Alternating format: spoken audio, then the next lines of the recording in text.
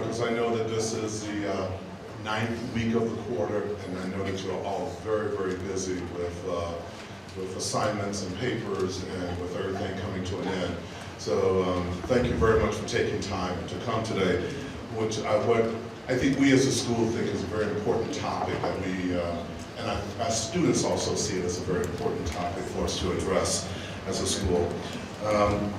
I'm not going to spend a lot of time introducing Dr. Su, who's going to be leading our workshop, just to say that he is a national expert in the whole area of microaggression with several publications in this area and several trainings around the country to work with different organizations to look at this concept. He is a professor of psychology and education at the Teachers College at Columbia University in New York City, and also a professor of social work at the School of Social Work at Columbia University. So we're really happy to have you here today. I look forward to the things that you have to say, and hopefully that will spur a lot of wonderful conversations that will leave us to talk about for months to come. Thank you.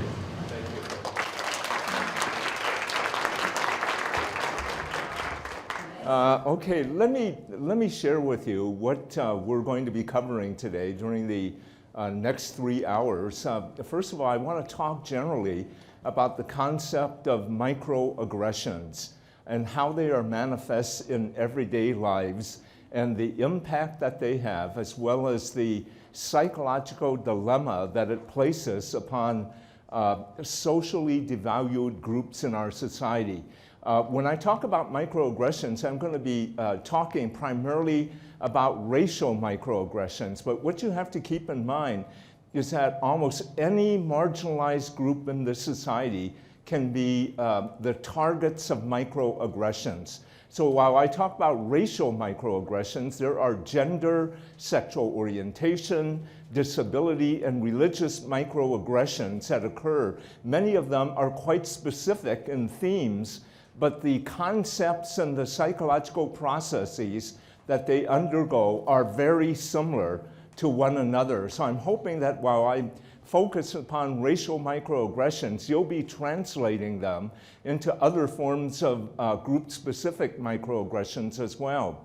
The second half of the presentation today is that I want to really operationalize the impact of microaggressions. And we've begun to do a number of studies, especially at colleges and universities, dealing with what we call difficult dialogues on race, gender, and sexual orientation in the classroom. And again, I'm going to use racial microaggressions in how they are manifest in the classroom. While I talk about difficult dialogues on race, our studies are indicating that difficult dialogues on race in the classroom or in faculty meetings or any type of interpersonal interaction are generally triggered by microaggressions. The power of microaggressions are that they happen outside the level of awareness of the perpetrator. And maybe I shouldn't use that term because most people who deliver it are well-intentioned, good, moral, decent individuals like you and I. But I use the term perpetrators and targets to indicate how strongly impactful a microaggression becomes, even though it may be seen as very trivial, innocent, banal types of interactions that occur. Our studies are indicating that their cumulative nature have major psychological ramifications for those who are the targets of microaggressions. And then I'm going to be talking about primarily what we as educators might need to do in the classroom in order to help facilitate difficult dialogues on race. Many of you know that when dialogues on race occur in the classroom, they elicit high degrees of tension. And the usual behavior for faculty who are in the classroom who experience a difficult dialogue occurring between students or even with them. See, the perpetrator of microaggressions are not necessarily just students, but they are oftentimes a professor who unintentionally makes a statement or an analysis that offends, let's say, students of color. Now, when difficult dialogues occur in the classroom, our studies indicate that it is not that professors don't want to do something effectively in the classroom. It is that they don't know how. They have never been trained to deal with racial topics when they occur in the classroom, so that when high emotions begin to occur, the most normal thing that a professor or instructor is likely to do is to try to shut it down in one way or another. Let's table the discussion. Let's talk about this in my office. And by doing that, professors are unaware that they have lost an opportunity to make this an educational experience for everyone in the classroom. Let me back up now and talk about racial microaggressions. Well, what are microaggressions? Microaggressions are the everyday slights, indignities, and insults that are intentionally or unintentionally delivered toward target populations or group. They occur usually outside the level of conscious awareness, like I would say, of the person who is committing a microaggression. Let me give you some personal examples and some work examples to really get this into much more concrete terms. It is not unusual for me to oftentimes engage. In fact, it happened recently where I was visiting. I had flown into a city to deliver an address. I got in a cab with the cab driver. In this case, it was a white cab driver, which in New York is it's a rarity. But I got into the cab with the cab driver, and we started this pleasant conversation until he took me to the hotel and let me out. Well, as I was paying him, he turned to me and said that, you speak excellent English. And my comment to him was, thank you, I hope so, I was born here. Now, right after that incident, I'll return to it very shortly, but there is a theme going on here. After the address that I made for a professional conference, it's not unusual again for audience members to come up to talk to me about various concepts, and most of the time it's very flattering. They'll say that we really enjoyed what you said. This one woman came up to me and said that, Professor Su, I really enjoyed your presentation, and we had this brief exchange. Then she said to me, Professor Su, where were you born? And I said, Portland, Oregon. And she said, no, where were you born? I mean, she was really enunciating it that way. And I was puzzled, and I said, Portland, Oregon? I was beginning, maybe I wasn't born there. And then she said, no, again, what country were you born in? And I said, the United States. And she got flustered, she turned red, she thanked me and left very quickly. Now, those are two examples in which both the cab driver and the person from the audience were not mean, evil individuals.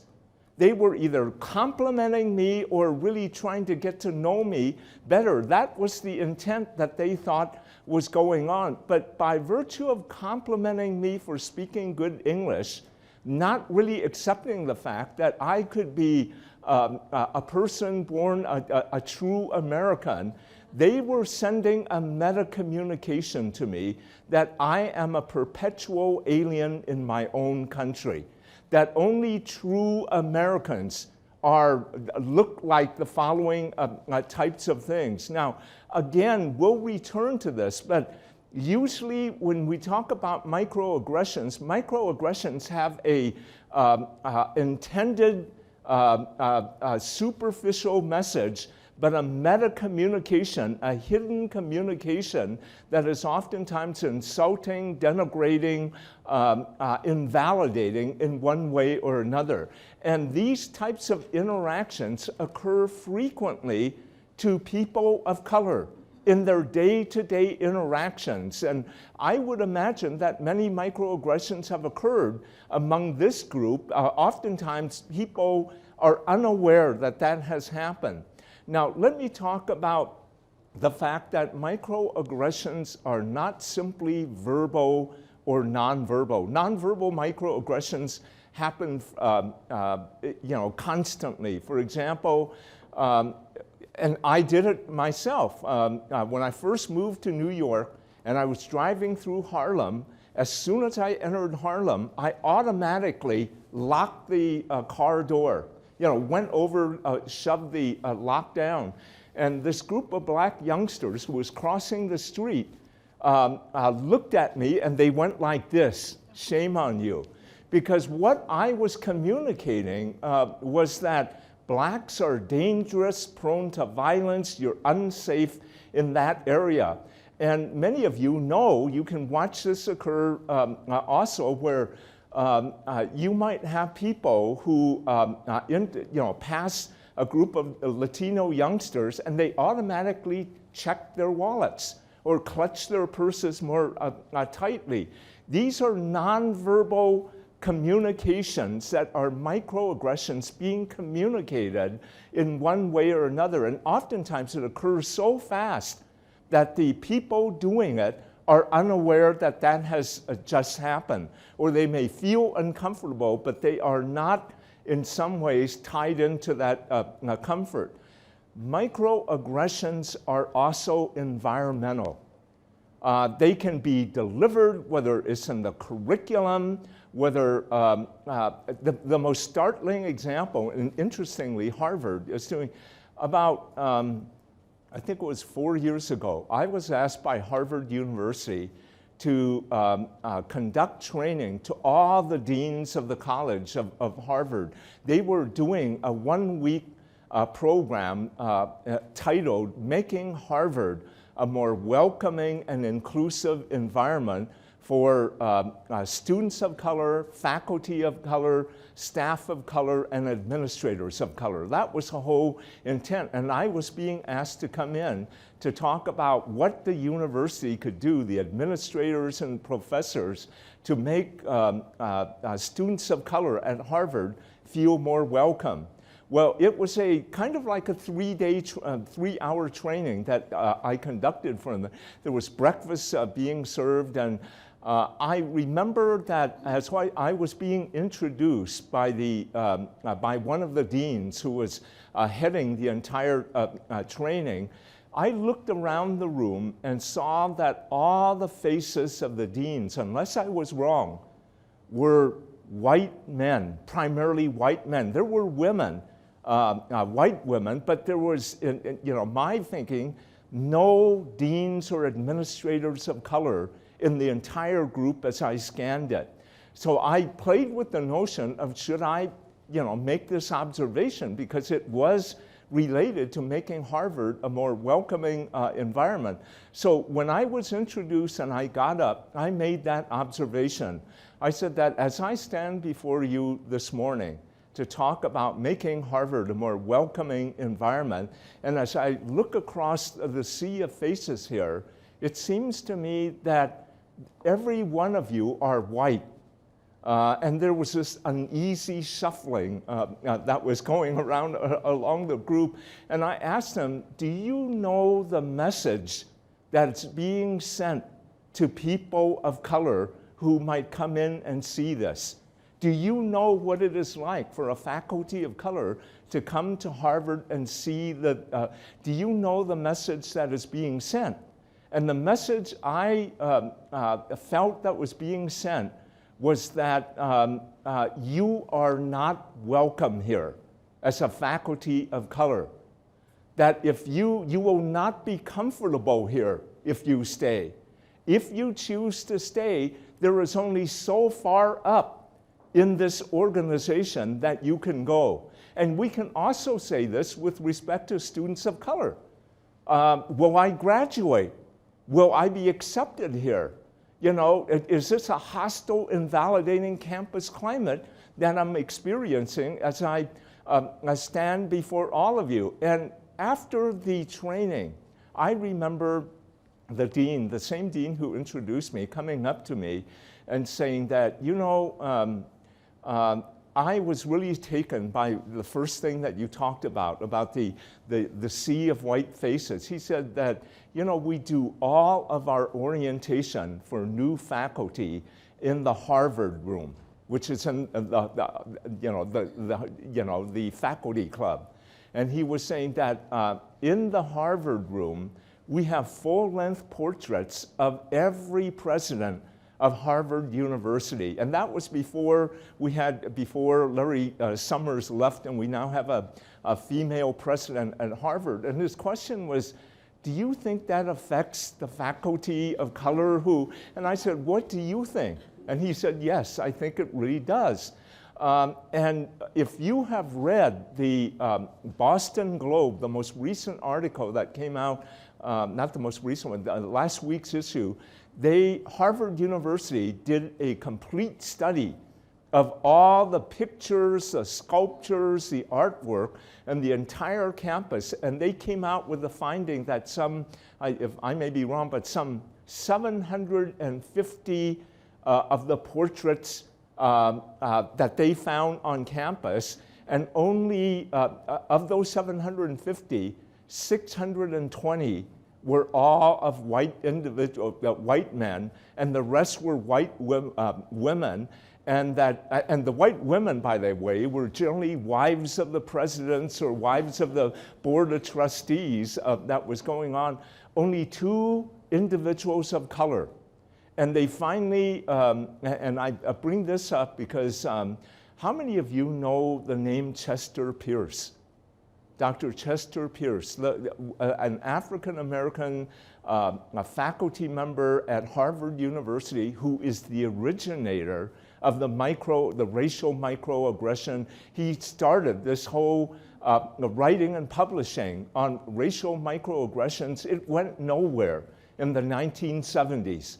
Because at that time, it was insignificant. People thought he was making a mountain out of a molehill. Indeed, his research and his scholarly work was a victim of microaggressions because people invalidated it as being valid in one way or another.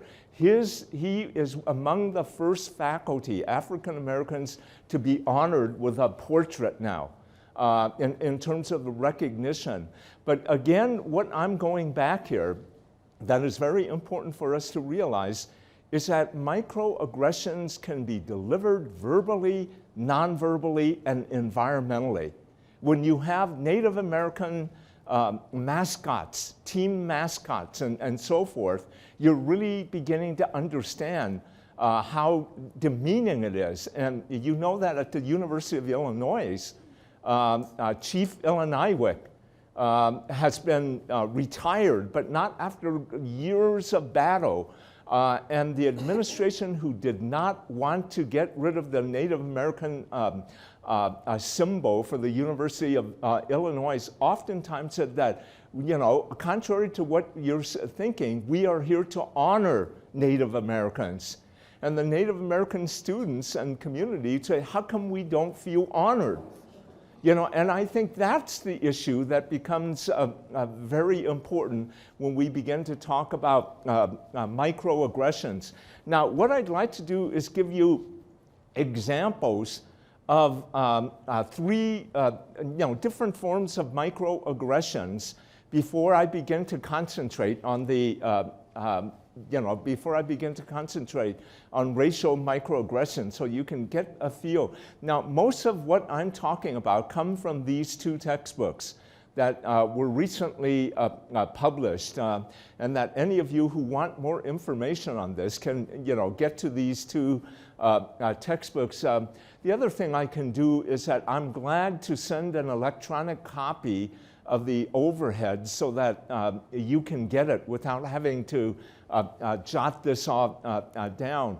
But these are evidence of racial microaggressions that I want you to look at that I've talked about before. One, a white man or woman clutching their purse or checking their wallet as black or Latino approaches and passes them. All microaggressions have a meta-communication or hidden message, and this one is a message that you and your group are criminals or dangerous or prone to crime in one way or another. An African American born and raised in the United States, I gave this example to you, speaks good English. The hidden message is that you're an alien in your own country. You're a perpetual foreigner. And this I can talk about later, is something I've experienced year in and year out from the time I entered school. Where teachers responded to me not as an Asian American, but as an Asian in Asia. That goes on. This is an example of gender microaggressions. Labeling, many of you are familiar, labeling an assertive female manager as a bitch while describing male counterparts as a forceful leader. This happens oftentimes in our work dealing with corporations and management. And the message here is that women have a particular role that they ought to be playing, or mistaking a female physician wearing a stethoscope as a nurse. The thing that makes microaggressions so important is that they are not done in isolation.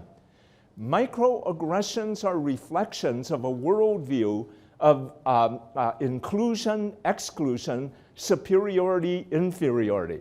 So that this is what becomes very disturbing to all of us, that when we engage in a microaggression, it has a much more deeper meaning about how we perceive people and how we perceive the world. And that is one of the reasons why this type of research is is really getting strong, powerful, negative reactions from many of my white brothers and sisters who get very defensive when we begin to talk about whether a particular act was a microaggression or not. Sexual orientation microaggressions, you've been in school, public school systems. It's real common now for kids to say, oh, that's so gay. The use of the label gay is that is pathological, is deviant, is abnormal, it's not acceptable forms of behavior. And people use it so frequently. And can you imagine what a young LGBT individual must be experiencing, especially one who has not come out and hears that statement about them? Or this is even more interesting. A lesbian client who comes out to a male therapist says something like, I'm really into women. I mean, this is reported verbatim, by the way, and the therapist trying to appear that they're unaffected by this disclosure said, no, don't worry, I have once had a client who was into dogs. Now, you can see the association of deviancy and pathology between the unconscious, and the therapist isn't aware of that. The therapist was trying to reassure that I'm not going to have difficulty working with you because I've seen deviancy in the extreme form. I mean, that's really what happens here. And then disability microaggressions. This is something where Richard Keller, Director of Disabilities, in fact, he is someone who has started studies on disability microaggressions. He had a chapter in my book on microaggressions and marginality. He says it is not unusual, he's blind. It is not unusual for people to say that, hello, Dr. Keller, how are you this morning? And he'll respond simply, I can hear perfectly well, thank you. And the message is that somehow he is disabled in all aspects of life and functioning here. Also, a nurse uses baby talk to a middle-aged man who is in a wheelchair. All of these things are insults and indignities that are directed to people with, in the form of microaggressions. Now, the thing that I want us to really understand is that there are 6 basic assumptions that all of us need to begin to carefully look at in order to be able to overcome microaggressions, whether we're delivering it or whether we're the targets of microaggressions. And these are not so much assumptions as that they have been verified in social psychological studies. One of them is that all of us have been socialized into a society in which there is institutional, individual, societal biases associated with race, gender, and sexual orientation. You know, I've said this before. If you look at the history of the United States, it really is the history of racism. I know that sounds awful. And, if I was running for political office, I would shoot myself by making that statement. But I also say that you have to balance it by the thought that the history, in all fairness, the history of the United States is also the history of anti-racism. There have always been individuals and groups have fought against bigotry, prejudice, and discrimination. But it is clear that all of us are socialized, culturally conditioned through the mass media, through the educational system, through significant others in our lives who transmit biases to us. It is not that we were born into the United States wanting to be racist, sexist, or homophobic. We took this on through a powerful process of social conditioning. And so in some sense, I can talk about people of color as victims, but white brothers and sisters are also victims in the sense of their cultural conditioning in terms of the beliefs that they have. The second finding is that it's clear that none of us are immune from inheriting the racial, gender, sexual orientation biases of our forebears. For me to believe that I have been born and raised in the United States for some 60 plus years is really the height of naivete or arrogance. It is really a study after, go to all the studies that deal with implicit attitudes and explicit attitudes. See, take the test that the IAT, the implicit attitudes test, and you'll know that regardless of how liberal and liberated you may be on a conscious level, that all of us on an unconscious level, hidden outside the level of our awareness, have biases and prejudices that are unknown to us. They only come out in situations outside the level of our control in one way or another. The third finding we have is that a statement I make is that it is not old-fashioned racism, sexism, or heterosexism that is most harmful to people of color, to women, to LGBT people. It is not the overt forms of hatred, but the contemporary forms of what we call modern forms of racism and sexism. Now again, what I have found in the work is that when you think about racism, what is the image that, when you think about the term racist and racism, the most common image that comes to mind is that of the white supremacist, the Klan member, the skinhead. Well, interestingly enough, most people who do research on the detrimental impact of racism say that it is not the overt racists, those who commit hate crimes, that have the greatest effect on the quality and standard of living of people of color.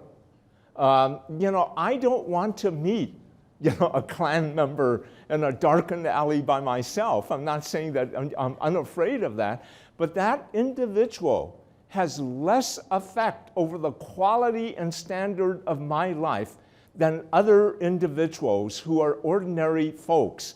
And let me show you some statistics here and ask you this question here. Are the disparities that I'm going to talk about due to old-fashioned racism? Or is it due to bigotry or what I call racial microaggressions here? White Euro-American males constitute only 33% of the population of the United States. Yet they occupy 80% of tenured positions in higher education. They are 80%, this has changed by the way, 80% of the House of Representatives. They are over the past few years from 80 to 90% of the US Senate. They are 92% of Forbes 400 executive CEO level positions. And interesting, they are 90% of public school superintendents in a field of education that are dominated by women. Women constitute huge majorities of this, and yet public school superintendents tend to be men. They are 99.9% of athletic team owners, and this statistic was, they may now actually be 100%. Because when I did this study and looked at it, Marge Schott was then owner of the Cincinnati Reds, and she had sold the team since then. And this is slightly optimistic. They now only are 97.7% of U.S. presidents. With Barack Obama, unless there is something we do not know about Thomas Jefferson. If you've been reading the controversy of this. So the question, I think, that all of us need to ask is the following. Where are the women? Where are the people of color? And I submit to you that if you look at these statistics here, again, it is not the overt racist that has created these types of disparities, whether they be in employment, education, or healthcare. They are the work of ordinary folks who go to the voting booths, employers who do the hiring, teachers who educate our young. They are the ordinary folks, and this is a major battle we have, because as long as we think that racism is this overt hate crimes and they are not a part of me, I can strongly condemn someone who just committed a hate crime and it makes me feel good. We don't search the fact that all of us have hidden biases that affect people all around us in one form or another. There are three other assumptions. What I'm saying is that the characteristics of the new forms of racism are that they are invisible, subtle in nature, unintentional, and outside the level of conscious awareness of you and I. That's why they're so powerful. If I know that I have a bias or a stereotype, I can fight against it, on a conscious level. But if I am unaware of it, that is when it comes out and affects your daily actions and decisions. Racial, gender, and sexual orientation microaggressions create psychological dilemmas for the perpetrator and recipient because they represent a clash of realities. What I am saying here is something very important here, and that is that microaggressions, especially racial microaggressions, tend to perpetuate a clash of racial realities. The racial reality of white Americans as a group is different from the racial reality of people of color as a group. There are, of course, major differences in each group. I mean, look at it this way. If you look at survey after survey, most white Americans say that, you know, racism, prejudice, bias is no longer a major factor in the lives of people of color. If you ask people of color how impactful has racism, then they say directly the opposite. This is played out in the O.J. Simpson trial. Remember when Mark Furman, the detective, was brought before the trial with O.J. Simpson, and I'm not talking whether O.J. Simpson is guilty or innocent. I'm talking about the surveys that they conducted in the American public and asking this question: how much do you place on the fact of police misconduct leading to the events in O.J. Simpson? Almost unanimously, white citizens gave very little credence to it. 80% of African Americans entertain the possibility of police misconduct. Look at Katrina, Hurricane Katrina. Remember when that incident happened and the tardiness of FEMA to send aid to all the citizens that were trapped in the stadiums and so forth? If you looked at the picture of the people left behind, hungry, homeless, they were a sea of black faces. Now, what happened afterwards was that controversy broke out because the issue was the claim that because these were primarily black citizens, the U.S. government was slow to respond. Interestingly enough, the U.S. government disclaimed that they were slow to respond, except that in the Bush's most recent book, if you read about it, one of the primary regret was that he was slow to respond. But now they've admitted that, but the issue was, why were they slow to respond? Was it, as many people said, the ineptness of FEMA, or was it what people of color were saying? It was because they were black. And they did conduct a survey. ABC conducted a survey, again, asking the question, would aid have gone to New Orleans quicker if most of the citizens were trapped were white? Again, overwhelmingly, whites said no, FEMA is totally inept, it wouldn't have been it. Black Americans said yes, at a high rate. Now, again, the issue here is not who is right or wrong, although we're going to talk about that shortly, but the definite clash of racial realities. What forms a person's experiential reality? And we are going to talk about that because it is all important here. People of color form racial realities on the basis of life experiences that are continuous. Most white Americans don't think about race often and think about it in isolation. And it goes to the heart of what happened at Columbia several years ago when racist graffiti appeared in stalls, and some of the fraternities had blackface skits and everything else.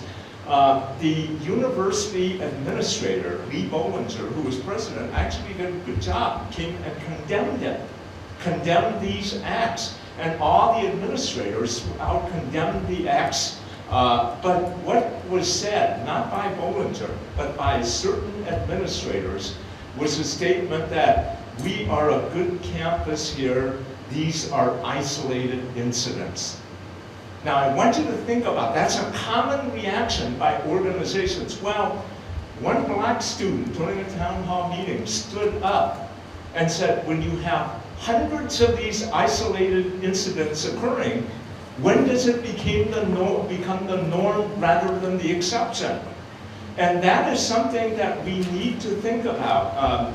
that oftentimes many of our well-intentioned white brothers and sisters don't see the incidents that are connected by threads constantly in the lives of people of color. And that experiential difference is important to look at. Microaggressions create a hostile and invalidating climate for marginalized groups, saps their spiritual and psychic energies, and their cumulative nature can result in depression, frustration, anger, rage, loss of self-esteem, and anxiety. I'm going to be talking about some of the impact that microaggressions have in work productivity and classroom learning.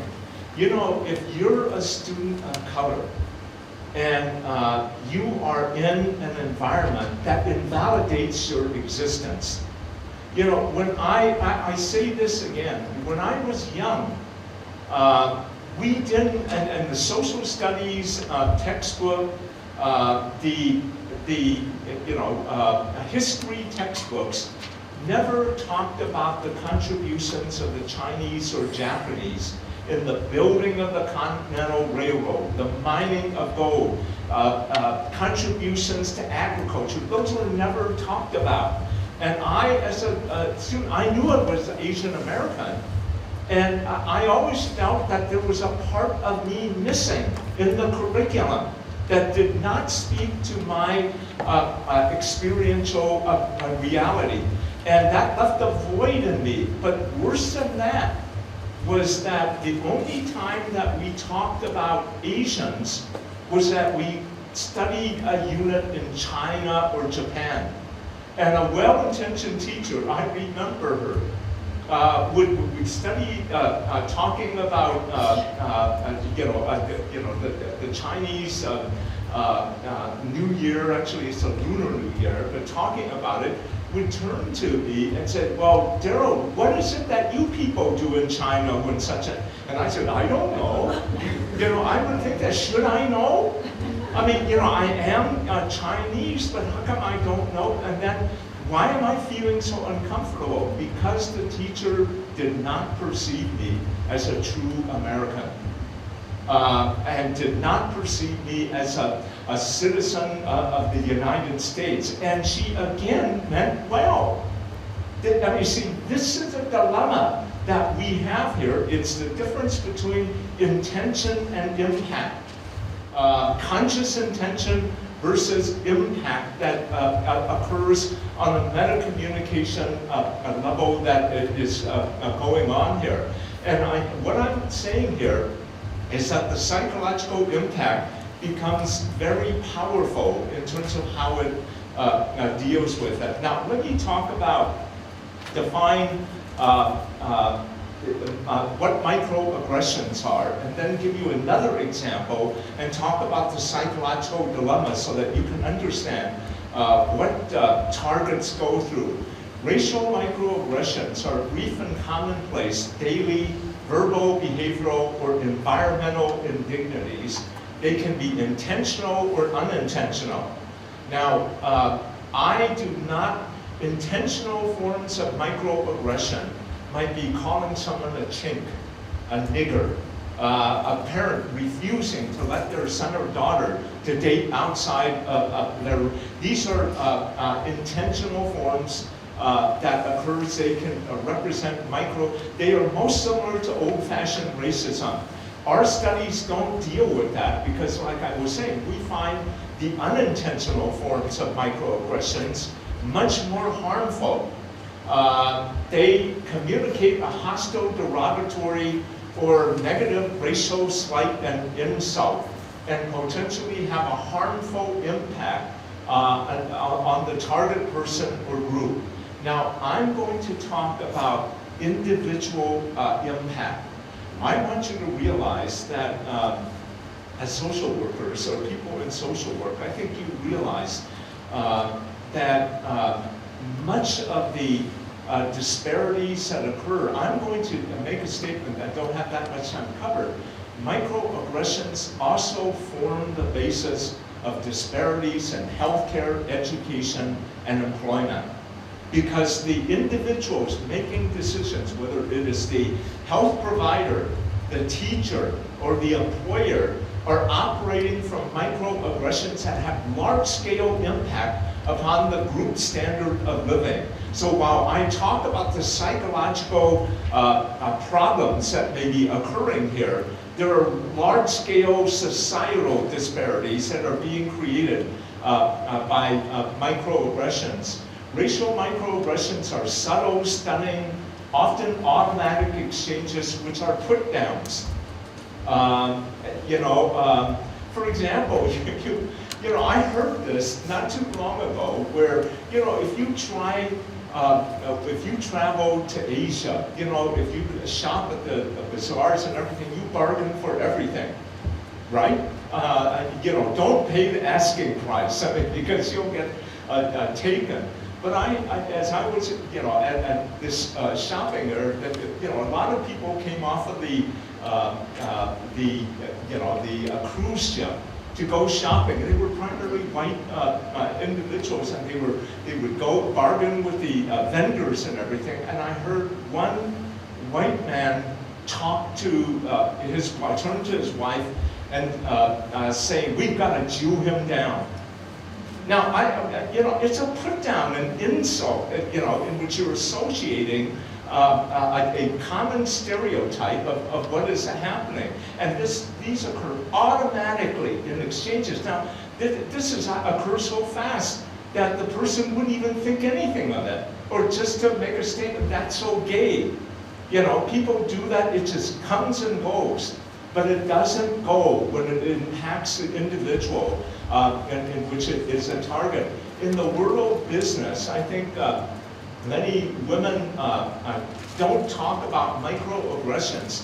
They use the term micro-inequities. That is this pattern that they describe of being overlooked, under-respected, and devalued because of their race or gender. Women managers, if they are one of the few managers, often describe that they will say something and all the men ignore them. John says the same thing, and the CEO or the head manager, "That's an excellent idea, John, let's run with it." They feel really insulted and deprived. They're invisible. They're not respected. The communication is that your contributions are either invisible or less worthy than that which comes from a male colleague that is occurring here. And it really affects the psychic energy of the person receiving it. But it also, and if I can give you an example, how it affects promotion that is broader than individual things. And this was written in case study format, that the head supervisor had now an opening in his group, and he met regularly with the managing team, and Janet was the only female manager. Well, the male manager wanted to promote someone within the group, and asked that perhaps Tom was the one that they ought to, and in a private conversation with one of the male managers, the male manager said, "No, you really should offer the job to Janet. She's really the most productive one on the team. She has insight." And the head person says, "Why don't I know her?" And he has sat on that team of 8 individuals, weekly meetings going on and on. And so what I'm saying to you is that this invisibility and undervaluing the contributions has not only affects you individually, but it's going to affect whether you get that promotion or not. And this occurs throughout in terms of what we're talking about here. Now, the exchanges, like I was saying, are pervasive, automatic, in daily conversations. And they present a multitude of different issues and problems for people of color. Let me give you one other example, and then we'll go to almost all content presentation. This happened to me. I wrote about it, some of you have probably read about it in the American Psychologist, about my experience on an airplane. By the way, that incident really triggered all my work in terms of microaggressions, because it brought together so clearly for me many situations. And the situation that occurred to me was this. I was traveling to Boston College to attend a conference that several of my doctoral students were presenting. My colleague, an African-American female professor, and I were going over to support our students, and we were going to fly back that afternoon. Now, you know that the flights from LaGuardia to Boston are little jumpers. And the planes that they have are really small planes that you always worry about whether they have the power to get off of the runway or so forth. Well, my colleague and I wanted to go very early in the morning, come back in the afternoon. So we boarded the first flight out of LaGuardia. And they don't have, the gates are that you have to go outside. You don't have the, what do they call it, the walk, like regular planes. You have to go outside and then climb up the steps of the plane. Because there were so few passengers, they made an announcement that we're now boarding on flight such and such. And so my colleague and I were talking as we were walking. We got to the plane, and we're looking up, getting ready, and as we were climbing up, this white flight attendant, very friendly, said, "Good morning, good morning. This flight is completely open. Feel free to sit anywhere that you want." And so we climbed up, and this was a plane in which on one side was one row of seats, and on the other side was 2 rows of seats. Now, that's significant to me because I don't like, I like to have 3 of 3 at least. It indicates you have a bigger plane, so you're not going to crash and die. But what happened was that we got in, and you always want to sit on the front. I'm not sure, some people might want the back, but we chose about 4 seats back from the front and sat down across from each other, carried a conversation. People trickled in. Almost everyone sat behind us because there was 4 rows is not very much from. Well, as the flight attendant, I noticed, was getting ready to pull the latch up, she looked up, and there was 3 white men in briefcases running to the plane, and she said the same thing. The flight is completely open, have a seat anywhere. They chose to sit in front of us, 2 rows in front of us, to talk with one another. And so when that happened, that's fine. She shut the hatch, and then I could tell as we were getting ready to, she was scanning the plane. And as she scanned the plane, she walked up past the 3 men and stooped down between my colleague and I and said that, "I wonder if I could ask both of you to move to the back of the plane so we can balance the load." Now, if you've ever flown those small planes, they do want you to balance the load. And yet, I was comfortable. I felt I was, that I was the first to get there, and I immediately thought, why isn't she asking these other men who came in late to move to the back of the plane? Now, all this was going on, and I said, "Derald, it's too early to get into this." I didn't want, but my colleague was less than forgiving. She started in talking aloud. "Derald, I don't know why they are asking us. There was some racial, she kept going on. And I said, "Madonna, please, it's too early. Let's just move to the back of the plane." So I got my briefcase up. We didn't have luggage because it was a short trip. And I went, and my colleague follows me, but she's talking in my ear constantly, mumbling and saying how angry and upset she is, as I got back to the back of the plane and we sat down, I was beginning to stew. I was getting upset. I was willing to drop it, but I was getting real upset because in my mind she was right. She was right. In fact, when we were asked to move, it was really funny that both of us immediately made eye contact with each other. It was almost like, Is this, really happening? We know what's going on. We sat down and I was stewing. And at this point, the flight attendant got up, began to move back, and she was making sure the overhead compartments were. She got to where I was, and I couldn't hold back any longer. All of my teaching about defensiveness and how you should be reasonable and rational, you're an educator, went out of the plane. And I said to her, and I tried to control, but how you're angry, your voice is tight. And I said to her, do you know that you asked 2 passengers of color to move to the back of the bus? I didn't say plane, I said bus, perfect, because I was angry. And I was angry at myself for, Derald, you screwed up. I mean, all the things you've been teaching to your fellow students about handling. And the flight attendant was totally shocked. Her mouth was open, and then she said, well, I have never. And I said to her, never, because I was angry too, never what? And she said, I have never been accused of that. And I said, of what? And she said, I don't see color at all. And, and I said, oh, really? It began, and then I tried to get rational, but it was too late by then, because everyone on the plane was looking back at us, as a dialogue. And she finally says, I will not talk about this anymore. And she turned around and I said to her, she was leaving, but I hope you don't have to talk about it, but I hope you think about it.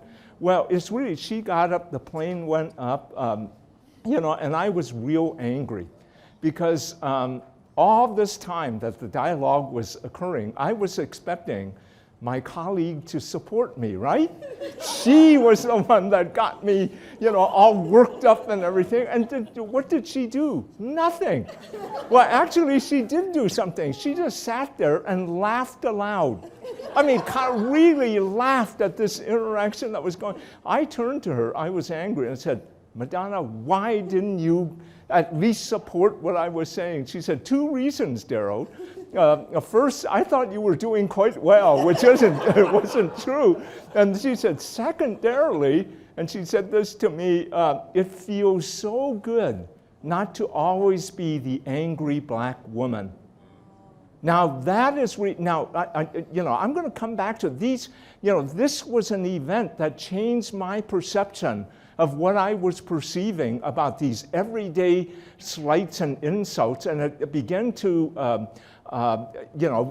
resonate with all the work that I've read about Chester Pierce and racial microaggressions that people poo-pooed and invalidated throughout. So, the other thing that Madonna gave me as an advice was that, the only advice I have to you is that when she pushes the a breakfast cart back, don't eat or drink anything. Which is, and I don't know whether it's misreading anything, but when the plane got off and she did push that cart back, she didn't start at the front. She pushed it all the way back. And it may be something that they normally do, but in my head, is she trying to tell me that look how unbiased and unprejudiced I am. I'm going to serve you first. But there were a series of microaggressions going on here.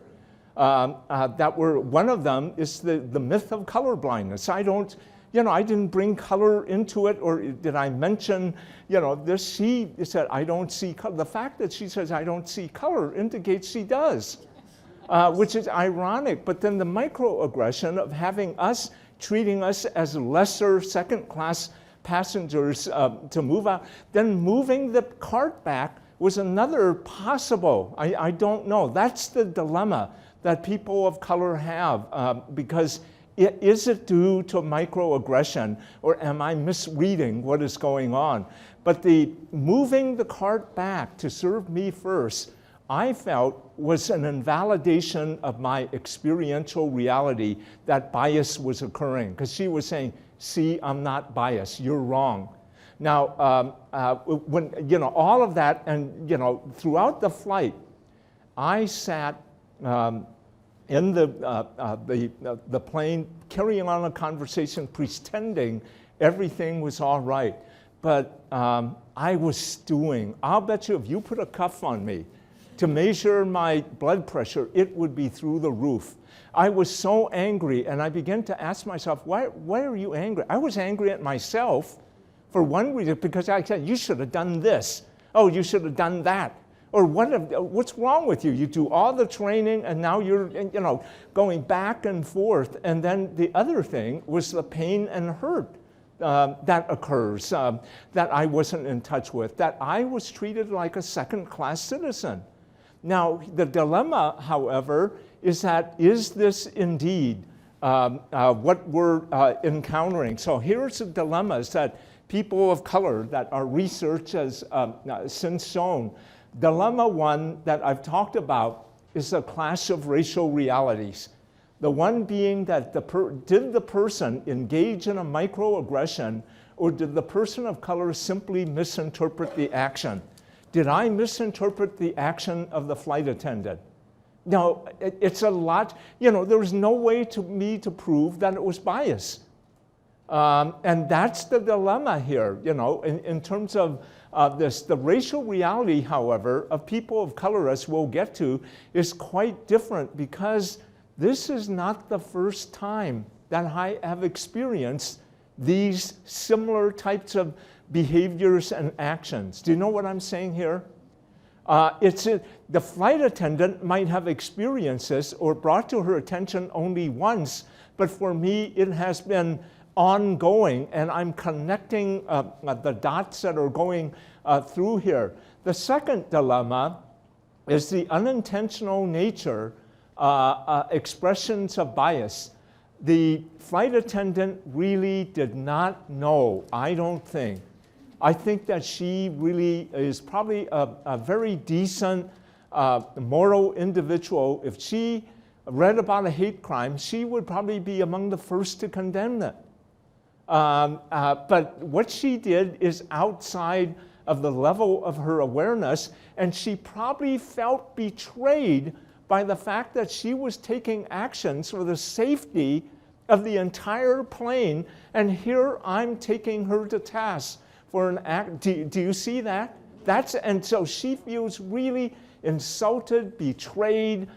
She was doing this for the entire crew and passenger safety, and therefore what we have here is the question of whose reality is the real reality. Now, let me, and unfortunately, if you redefine power, power is in a group's ability to define reality. And in most cases, it is white Americans, especially people like the flight attendant, who tend to say that, well, these passengers of color are oversensitive. That is one of the dilemmas that we'll come back to talk about later. But being able to determine reality, the realities are different here. And I would say that social psychological studies, when you begin to talk about bias and discrimination, suggest that the group that is most disempowered is the group that has the most accurate perception of a discriminatory biased incident that occurs.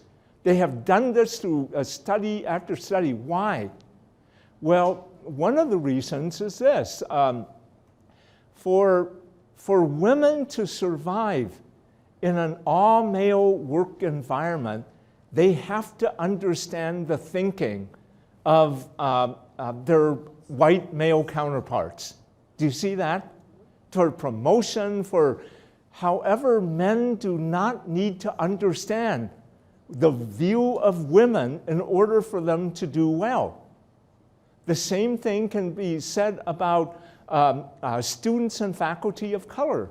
For them to survive in an academic setting, they have to understand the white environment, their white professors, other white students, more so than white educators or white students need to understand the worldview of students of color or faculty of color in order to survive. So that it is true that the most accurate perception comes from those who are least empowered. The second thing that makes common sense to me is that if you really want to understand oppression, do you ask the oppressor or the oppressed? If you want to understand sexism, do you ask men or women? And likewise, if you want to understand racism, do you want to ask people of color or whites? These are differences in worldview, and most of the time, power is in the group's ability to define reality, to impose it, and force you to define it as one way or another. For example, this occurs in history. You know, we hear that Columbus discovered America. Now, you know, nowadays we know Columbus was lost. Not what our textbooks tell us, but the reality is that Columbus, a white male European, the discoverer, discovered the, you know, he thought he discovered India, but he got continent of the United States, and he thought that he discovered the indigenous people. And if you know, talk to Native Americans, they frequently ask, how can we be discovered? We knew where we were. You know, but the issue, the reality, the power to define reality is that it elevates the discoverer being a white male. And this is done in education without, and it denigrates the indigenous people, that they're primitive heathens that we discovered in one way or another. This gets into the psyche of individuals, so that the ability to impose reality is very important. The third psychological dilemma, if we can look at this quickly here, is the perceived minimal harm of racial microaggressions. You know, it's not unusual for people to tell me that if I feel that I've been served after someone else and that was due to a bias, good friends of mine, even people of color, will sometimes tell me, let go of it, Derald. Don't let it bother you. It's just a small thing. Don't blow this out of proportion. And what we're beginning to find is that microaggressions are really quite harmful because they are cumulative in nature and they have symbolic meaning to them. When microaggressions occur, it is different from an insult that my white brothers and sisters might experience. Now, how is it different? Because a microaggression is a constant reminder to people of color of their place in this society. It is a constant reminder of the taking away of land from the indigenous people of this country. It is a constant reminder of the incarceration of Japanese Americans to 110,000, two-thirds of them citizens by virtue of birth in the United States. And it is a constant reminder of the enslavement of African Americans. It is not a neutral situation that occurs in terms of this situation here. Now, let's look at the harmful impact, and maybe I can take some questions and we can take a brief break here. What has been found about racial microaggressions in terms of their impact on people? One of them is the studies, and I'm going to cite are just a few of the studies that support these findings. They assail the mental health of recipients. This was one of the first studies that we conducted at Teachers College, in which we found out strongly how much it impaired self-esteem, created depression, anxiety, fear, and so forth going on. It creates a hostile and invalidating campus climate. This was a study, the major study done at UCLA by Daniel, who found out the harmful impact that the campus climate of UCLA had on students of color. Now, this is unusual because the harmful campus climate, the invalidating campus climate, is not experienced by the majority of white students. They don't see it. The world that students of color live in is different from the world experienced by their white classmates.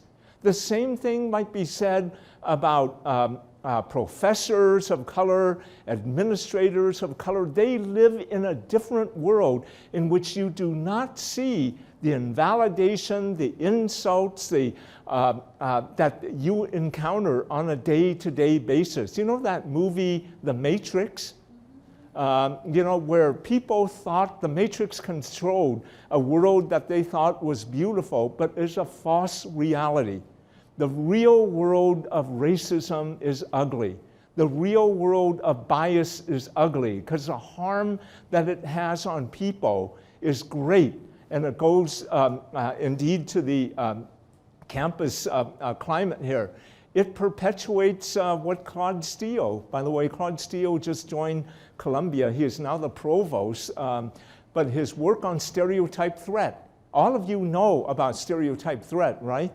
How pervasive stereotypes can affect the academic performance of highly functioning students of color. And this is called a stereotype threat in terms of the work of Claude Steele. It creates physical health problems. Norm Anderson's studies indicate that racism and microaggressions take a psychological toll. Now think of it this way. Think again about my description of being on the plane and stewing. When you have constant chronic physiological arousal, where the system is always on a fight-flight response, even though you might appear that you are handling situation, that stress gets to you physically in one form or another. And that's why some people say life expectancy among Native Americans, African Americans, Latinos are lesser. There are higher incidents of hypertension. All of these types of things tend to become out. And they were able to do this very creatively. They would hook up African American participants who would observe either overt or subtle forms of discrimination. And when they observed them, their physiological responses went off the charts. When they did this with white subjects in terms of it, they may show some disturbance, but nowhere near witnessing what was going on. There are physical consequences to microaggressions. They saturate the broader society with cues that devalue group identities. By making, and this goes to the issue of colorblindness. Derald, when I see you and when I look at you, I don't see you as Asian or Asian American. I see you as like me. They are unaware that in some ways they are negating an important aspect of my racial cultural identity. Yes, we have a universal identity, we have an individual identity, but we have group identities as well. They lower work productivity and problem solving. Again, this comes from the studies of Jack Dovidio on aversive racism, that working next to individuals, well-intentioned individuals, when encountering microaggressions, the productivity lags, and your classroom performance, especially in the studies of pre-K through 12, indicate that students of color have it real bad because they are constantly have their integrity or their racial identity assailed unintentionally. And they have to put in so much energy into protecting their own identity or integrity by constantly saying to themselves, I'm worth something. You know, and I mean, if you are constantly in an internal struggle of this invalidation that comes from you in the classroom, you have little energies to devote towards class content and learning. Now, we can talk about this very strongly, and the next thing I want to do is to begin to talk about, after we take a slight break, begin to talk about the studies that we have conducted on students of color, on white students, faculty of color, and white faculty. And what we're trying to do is intersect them into what precisely goes on in a difficult dialogue on race in the classroom. What are the different views that are coming from these individuals, and what can we learn about how we work through these dialogues?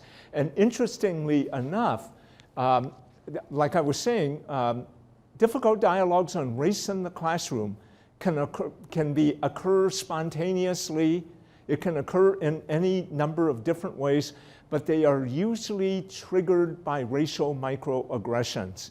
And one of the findings that I'll share with you that is so astonishing, maybe not astonishing, is that white faculty and white students have great difficulty identifying when a microaggression occurs in the classroom. Faculty of color and students of color identify it immediately. And this is where the big gap begins to occur, because it's invisible to one group and it isn't to the other. And usually, like I was saying, you avoid even touching it. And what happens is that it becomes the elephant in the room that disrupts all of the educational. Now, if you begin to, and these studies that I'm going to share with you deal with graduate students that we had, which is similar to probably the population that you, and thinking about what happens in your classrooms or what happens outside in these difficult dialogues becomes very important. Okay, I'd like to share with you the, the second part of the research that we have been doing at Teachers College, and that deals with the manifestation of microaggressions in the classroom and how they create difficult dialogues on race. And we have studied not only microaggressions, but then also begin to talk about what characterizes a difficult dialogue on race. And there is a number of different questions that I hope to cover today in terms of talking about. We don't need to go over what are microaggressions, but in terms of training for educators and in classroom dialogues, they really have to understand what a microaggression is. How do microaggressions trigger difficult dialogues on race, gender, and sexual orientation? Is one of the questions that we ask. Why is it so difficult for students and faculty to honestly dialogue on topics like race?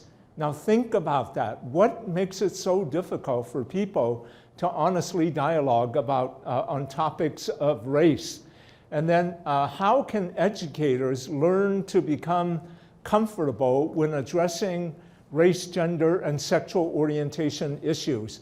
Now this is a difficult thing to do because from all of our research, people are fearful to dialogue or touch on topics of race, and they feel very uncomfortable when they get involved in it. What are the effective strategies that can be used to facilitate a difficult dialogue on race? Now, let's define a difficult dialogue, and you can think about it. Now, I had originally wanted to show a brief videotape clip of a difficult dialogue occurring in a faculty meeting, but for purposes of brevity, I think it doesn't,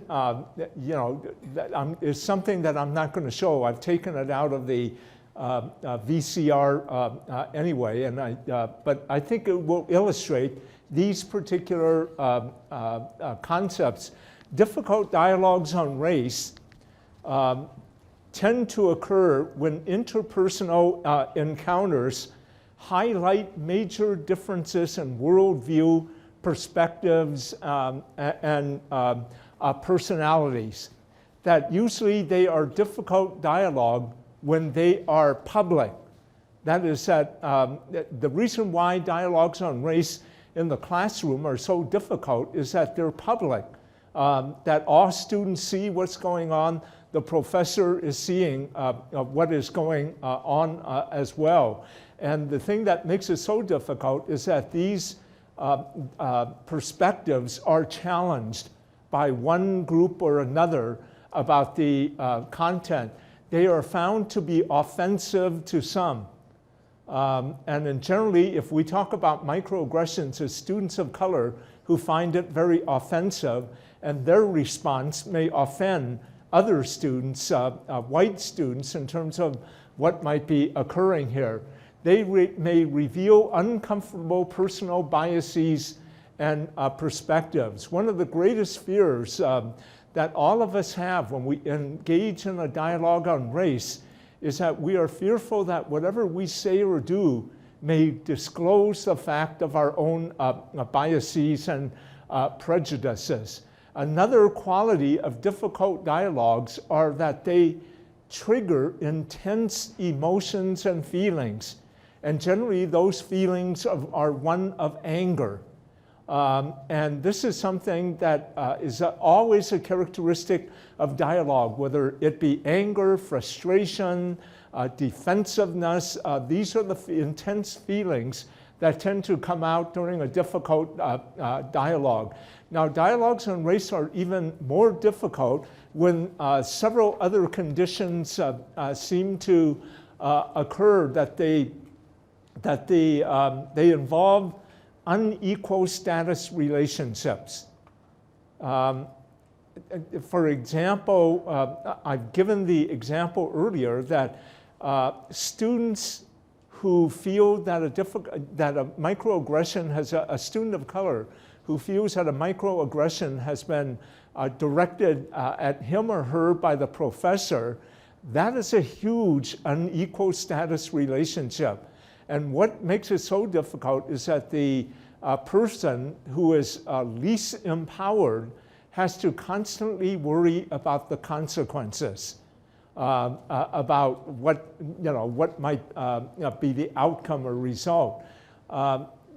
Difficult dialogues contain a hidden disparaging communication that is directed towards the individual. So that if you understand difficult dialogues, one of the things to do is to have not only a good understanding, recognition of microaggressions, but know what the characteristics of a difficult dialogue.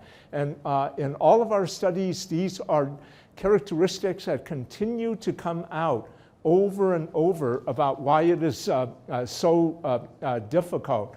The difficult dialogues are scary because of their explosive nature. We as faculty, think about yourself in a classroom handling a discussion on race that is becoming intense. One of the greatest worries that in talking, especially to white faculty, is that they are fearful that it will that the dialogue will become the classroom from hell. I mean, in which students get angry, they leave, they cry, they complain to the dean, the administration, your teacher evaluations will be affected, and the feeling of loss of control is one of the greatest fears that faculty have, more so for white faculty, but similarly for faculty of color as well. Now, these are reactions to difficult dialogues. Even the most well-intentioned teachers we find state honestly that they're not prepared to deal with dialogues on race. They want to know how they can do it. They feel frozen or paralyzed when a dialogue begins to occur on this. They know that it pushes emotional hot buttons, not only among the students, but in them as well. The emotional hot buttons are quite different. The emotional hot buttons for white faculty tend to be the fear that I'm going to say or do something which appears racist. I'm scared I'm going to lose control. Faculty of color generally enter into an internal struggle about,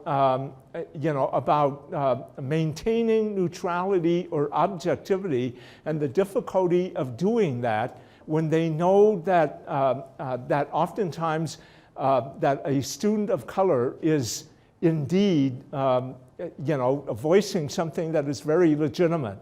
And should I come in as a faculty of color and support it? Will I lose credibility by the white students? If I don't do it, will students of color be upset with me? And our studies indicate that students of color oftentimes take it out on the professor of color if they don't facilitate the dialogue well. They become disappointed in the professor who is in an internal struggle dealing with this. The difficult dialogues can become so intense that professors generally want to table the discussion and dismiss the issue or actions that are going on. That's a natural inclination that generally occurs there. Rather than facilitate a discussion, most faculty act in ways to ignore, dilute, diminish, or cut off the dialogue.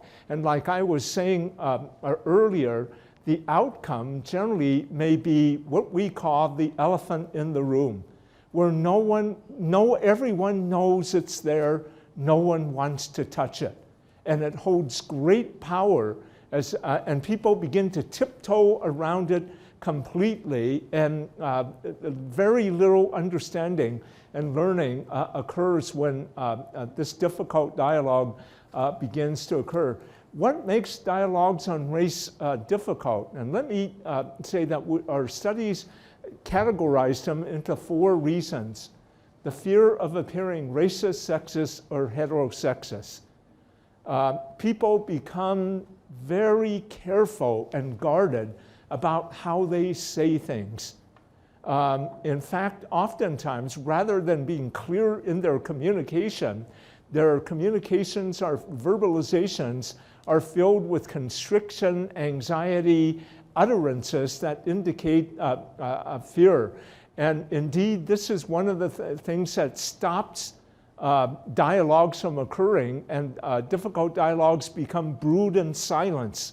I'm not going to say anything because I'll put myself on the line and disclose a lot of things about me that people will misunderstand. Likewise, I think all of us have been raised in a situation where we know that we know what happens when people make a racial blunder.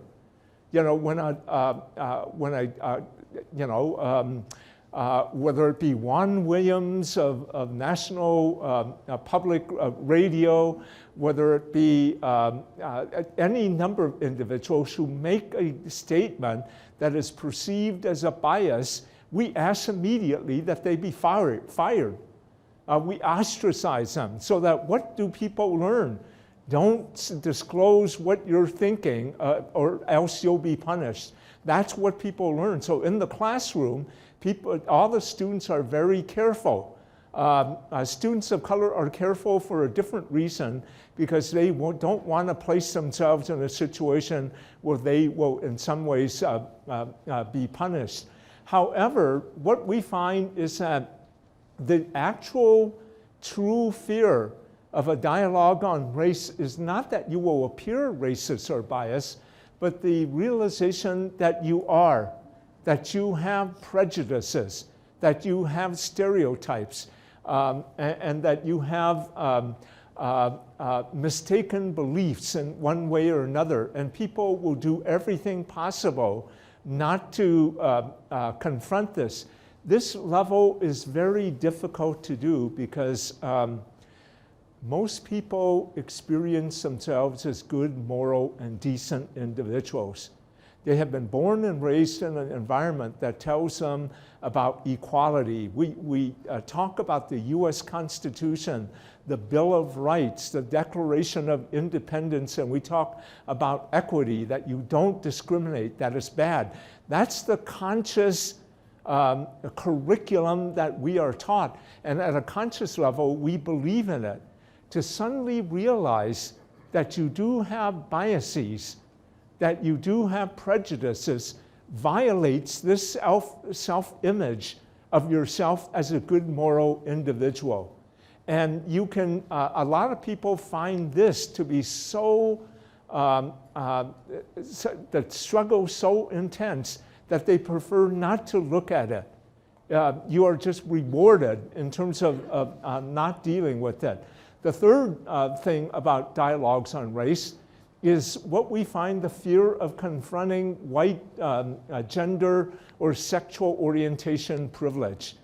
That many white students and many white faculty need to understand the concept of privilege, white privilege, male privilege, economic privilege. These are all privilege. Now, all of you, I think, are familiar with the writing of Peggy McIntosh, unpacking the invisible knapsack of white privilege. Strangely enough, she was a woman director of women's studies at what is that?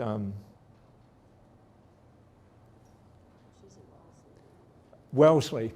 She was a director of women's studies at Wellesley. She tried to publish that article that is so widely used in a professional journal, and they refused it because it was not, not empirically based. And she kept going around giving her talks and everything, and now it has become one of the most widely read pieces of work, and journals and book chapters now contain it. But she talks about that white privilege is the unearned benefits and advantages that accrue to people by virtue of their white skin color. That it is impossible for any white people to disown white privilege, that it is part and parcel of their privilege and advantage in this society. And she talks about the fact that how she came to understand white privilege was something very distressing for her. One of them was that because she headed women's studies, she would talk to her male colleagues and try to get them to realize that, that women were a discriminated and oppressed group. And she said, I had great success in doing that. That my male colleagues could easily acknowledge the fact that women are disadvantaged and oppressed. But she said, when I tried to get men to understand that by virtue of being a man in this society, they are advantaged, they said, no, that, that's not true. I worked hard to get to where I was, and they had great difficulty with this. And then she said, when, as a woman, when I interacted with women of color, I could readily admit to them that they were disadvantaged and that, that they were oppressed and so forth. But when my sisters of color told me that as a white woman, I was advantaged, I said, no, I'm like you. I'm a woman too. She said it was then that she put it together about what her male colleagues said, and that was the understanding that this society is built on privilege and that it is invisible. To admit to privilege means to destroy the myth of meritocracy, the myth that if you work hard enough, you will succeed. And this comes out in an example that I like to use, Molly Ivins, a former columnist in Texas. She's not a George Bush senior or a junior fan, but she wrote in a column this following statement: George Bush was born on third base and believes he hit a triple. And she was talking about white privilege and what was going on. And maybe George Bush, bunted or hit it and came home and became president of the United States.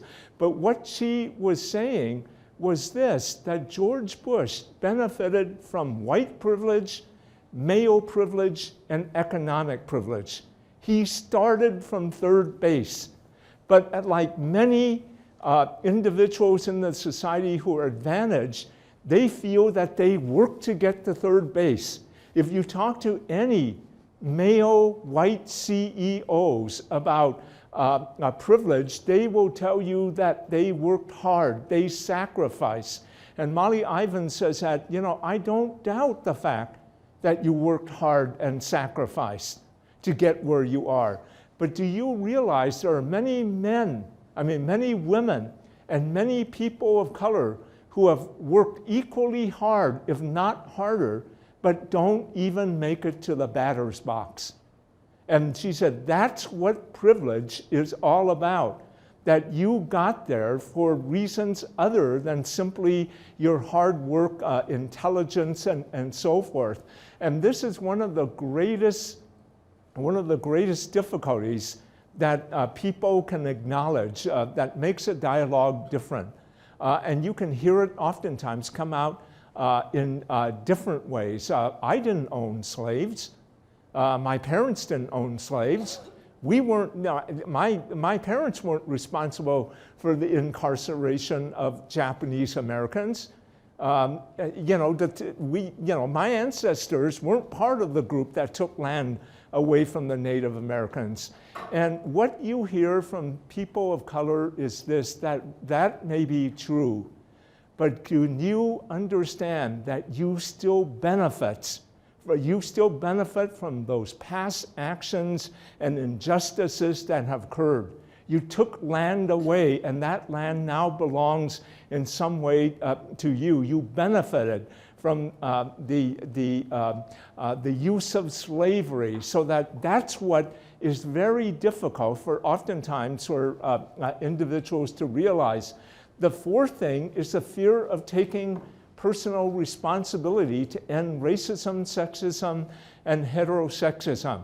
And I can say it maybe better in the following way, and that is that if we talk about racism, the ultimate white privilege is the ability to acknowledge your own racism, but do nothing about it. Now think about that. The ultimate white privilege is the ability to acknowledge your own racism and do nothing about it. Because in essence, it is these four levels. The reason why these four are so powerful is that all of them push you back to not thinking about race.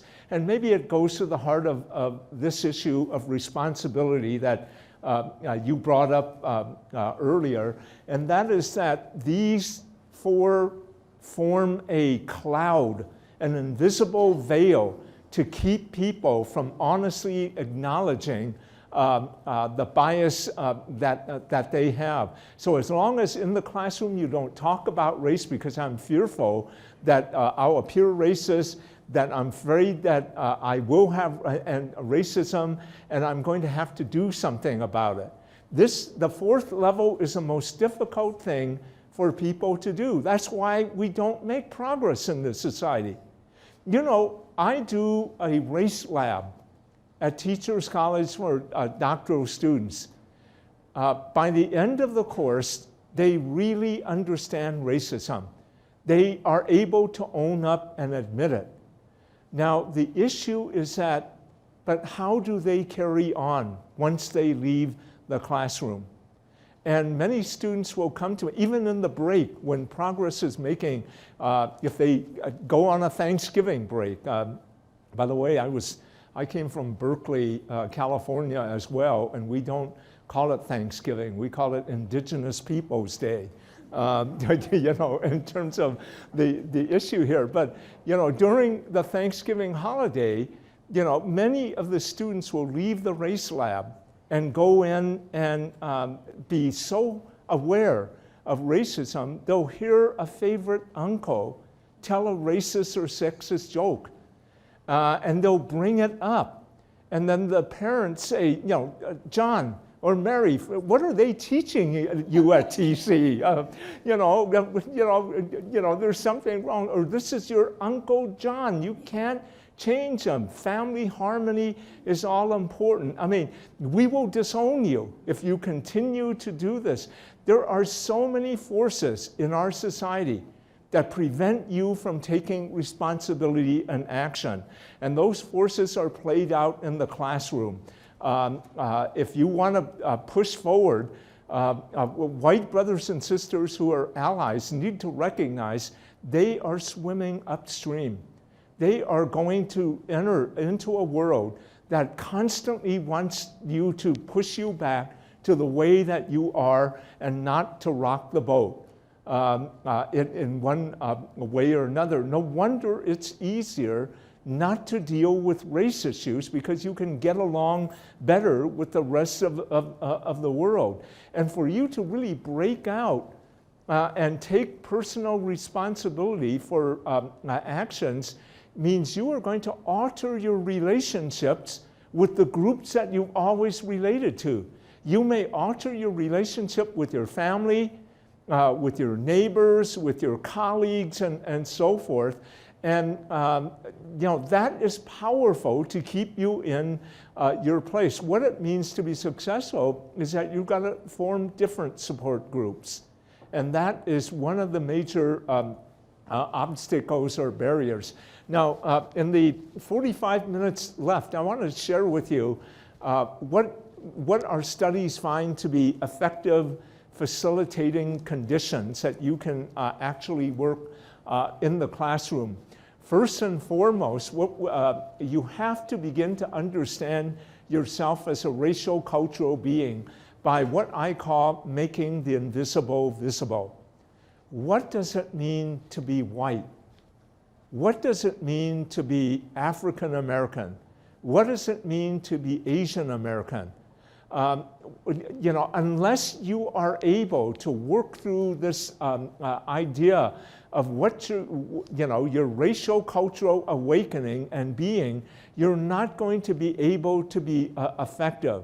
And acknowledging your whiteness really means that you acknowledge white privilege as well.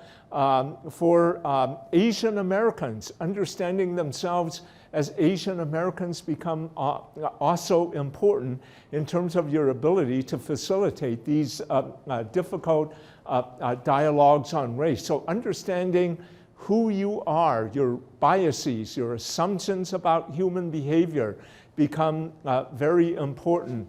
Now, in one of the books that I wrote, Overcoming Our Racism, the Journey to Liberation, I have a whole chapter on what does it mean to be white. And that chapter has created such controversy because I've been very direct and blunt about what it means to be white. But all of you have to define, those of you who are white need to define what whiteness means to you. And you have to define it in a non-racist manner. And I find that to be a major obstacle. I used to conduct this interview in the streets of San Francisco where I went, it was part of my, project. I would have a microphone and a crew, TV crew, and I would ask people in the business sector of San Francisco, what does it mean to be white? You cannot imagine the types of bafflement, anger, frustration that came out all the way from, I don't know what you're talking about. and I'll say, are you white? And they'll say, well, maybe, yeah, I guess I am. Well, what does it mean to you? And then they get angry. Now, I'm not white, I'm Irish. I'm German, all of this.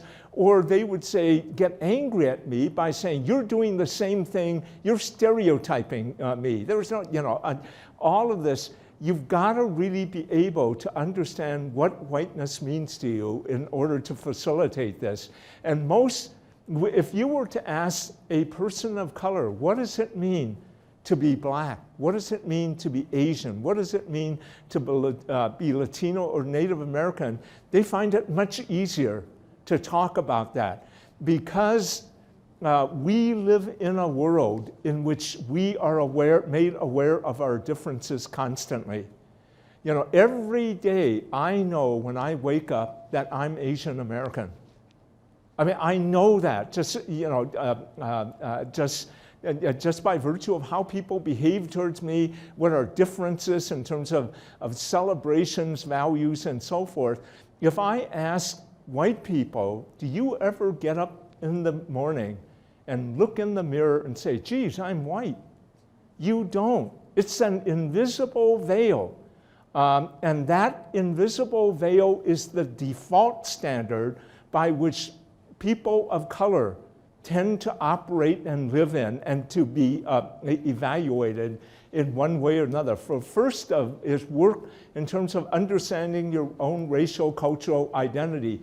The second one that is important here is on an intellectual level, you have to be able to acknowledge and accept the fact that you are a product of your cultural conditioning and that you have inherited the racial biases, values of the larger society and your ancestors, that you do have biases.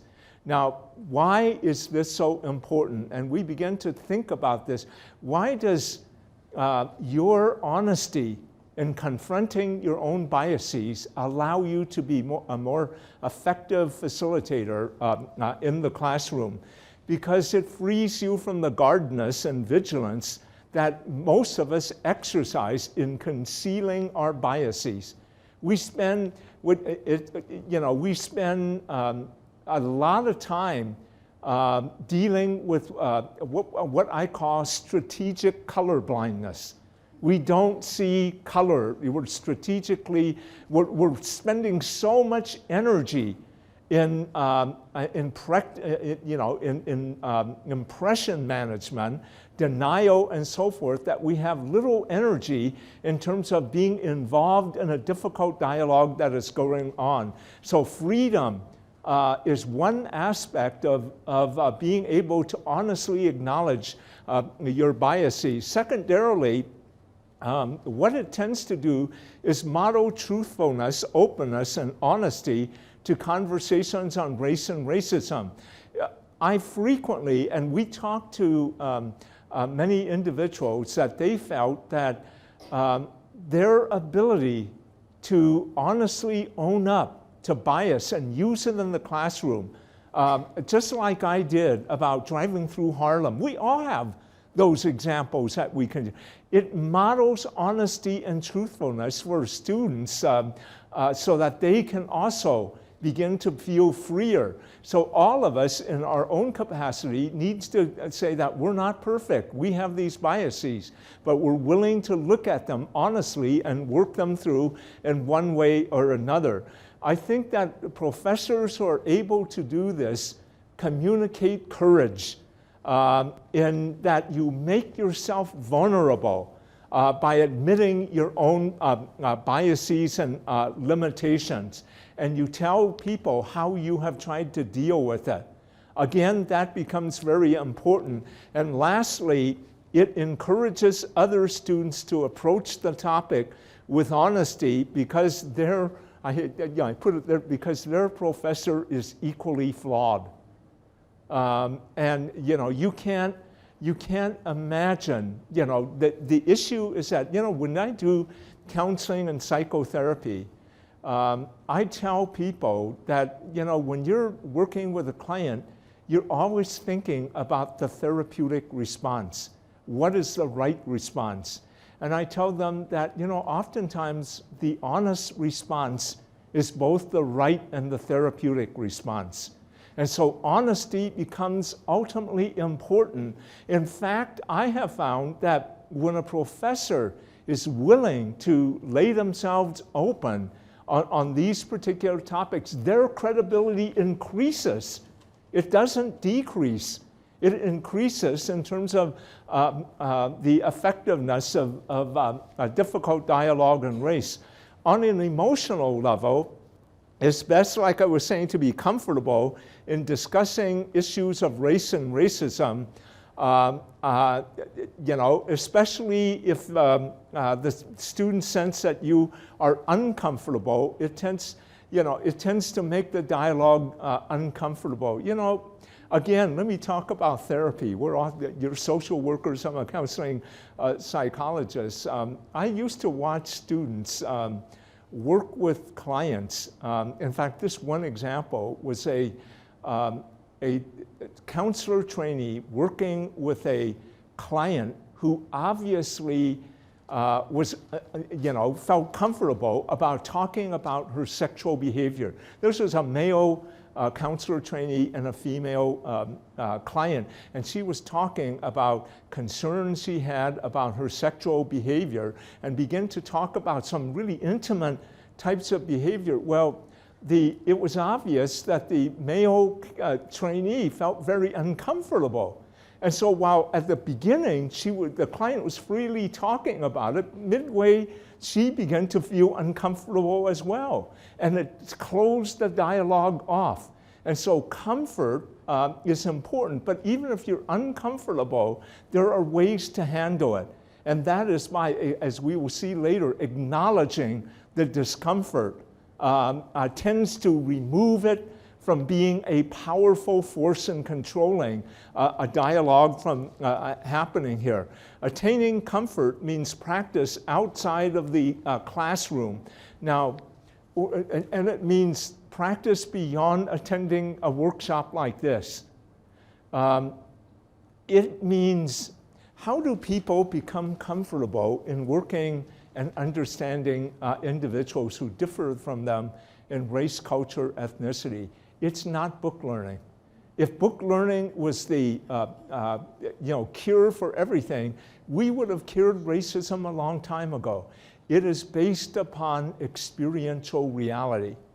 And that is what I find most lacking in all of us, that we do not, you may have colleagues of color, you may work next to people of color, but you don't have intimate contact that allows you to understand their hopes, aspirations, and to deal with your own fears. How many of you have gone, for example, to an all-Black function, an all-Asian function, an all-Latino function? What you generally find is that if you're the only, let's say, white person in that situation, you feel real uncomfortable. Are they talking about me?